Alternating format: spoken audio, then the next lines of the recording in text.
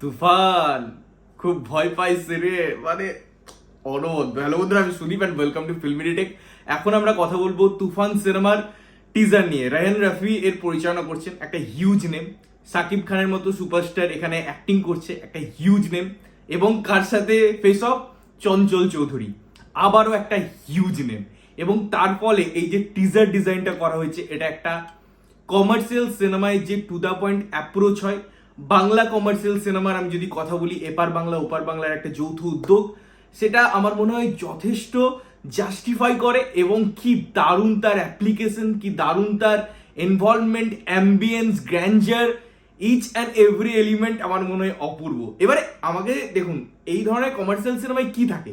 Dialogues. এবারে ডায়লগসের মধ্যে আপনি যে সচরাচর আমরা যে বাংলাটা বলি, তার মধ্যে একটু শুদ্ধ বাংলা মেশানো হয়েছে, যেটার ফলে না প্রথম থেকেই এই টিজারটা একটা আলাদা ছাপ ক্রিয়েট করছে, একটা স্ট্যান্ড অ্যালোন হিসাবে নিজেকে প্রেজেন্ট করার চেষ্টা করছে। এবারে যখন থেকে মিউজিক ট্রিটমেন্ট শুরু হয়, যেখান থেকে গাড়ির ব্লাস্ট শুরু হয়, যেখান থেকে সাকিব খানের এন্ট্রি হয় ওই বন্দুকটা নিয়ে, এবং আমরা যখন লার্জ স্কেলের কথা বলি, বাংলায় যখন একটা হিরো সুলভ অ্যাপ্রোচের কথা বলি, যখন একটা দুজনের ফেস অফ না হওয়ার সত্ত্বেও যেভাবে ডায়লগস দিয়ে লাস্টে চঞ্চল চৌধুরী ওই ব্যাপারটাকে প্রেজেন্ট করে, এবং তারপরে সাকিব খানকে দিয়ে ক্লোজার দেওয়া হয়, পুরো যে সার্কেলটা, এটা একটা ইটসেলফ দারুণ অভিনবত্ব ক্রিয়েট করছে। মানে ভাবুন, একটা ডাইরেক্ট আমরা ফেস অফ দেখছি না টিজারে, কোথাও একে অপরকে বা মুখোমুখি হতে দেখছি না, তাও সেই উত্তেজনাটা, সেই পারদটা কিন্তু আমরা ফিল করতে পারছি, সেই আগুনটা আমরা ফিল করতে পারছি।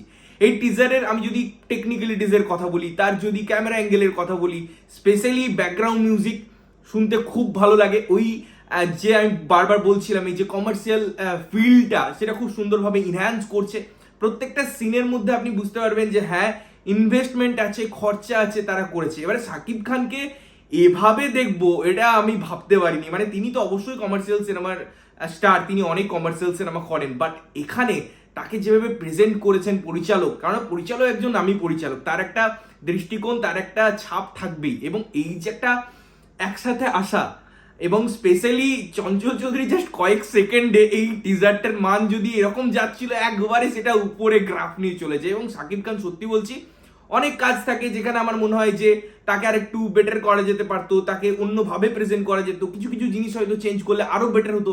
বাট এই ক্যারেক্টার, এই লুকে, এই ফিলে যেভাবে সে কথা বলছে, আমার মনে হয়নি যে কোথাও তাকে চেঞ্জের দরকার আছে।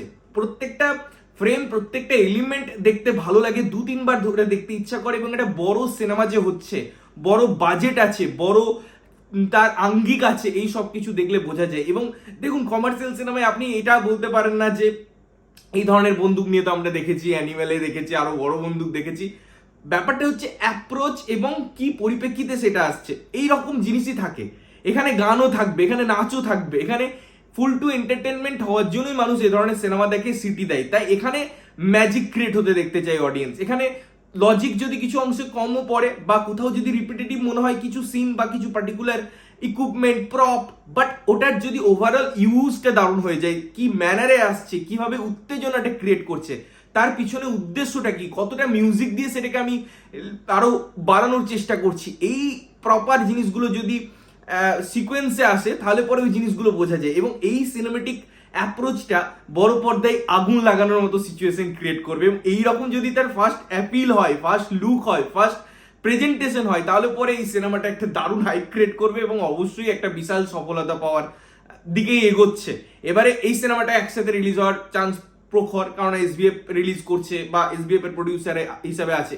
তো বুঝতে পারছেন, যদি সেম ডেটে রিলিজ হয়, এপার বাংলা ওপার বাংলায় কি রকম একটা উত্তেজনা ক্রিয়েট হবে সিনেমাটা সম্পর্কে। তো আমার তো ব্যাপক লেগেছে এই টিজারটা, ফুললি কমার্শিয়াল, একদম ওই ছাপরি এলিমেন্ট যেটা নিয়ে আমরা বারবার কথা বলি, যেটা আমরা বলি যে হ্যাঁ, এই ধরনের কাজও দরকার, এই ধরনের কাজও একটা ইন্ডাস্ট্রিতে খুব প্রয়োজন। এবং আমার মনে হয় সেই আমাদের যে খিদে, সেটাকে অনেক দিকে এটা রিলিফ দেবে, এবং আমার বেশ ভালো লেগেছে। তোমাদের কেমন লেগেছে এই টিজারটা অবশ্যই কমেন্ট করে জানিও। ততক্ষণের জন্য ভালো থাকবে, সুস্থ থাকবে, এবং সবসময় ভালো জিনিস দেখবে। চ্যানেল যদি প্রথমবার দেখছো, লাইক কমেন্ট শেয়ার করতে হবে, সাবস্ক্রাইব করতে হবে, যাতে প্রত্যেকটা নোটিফিকেশন তোমাদের কাছে পৌঁছায়। ততক্ষণের জন্য টাটা।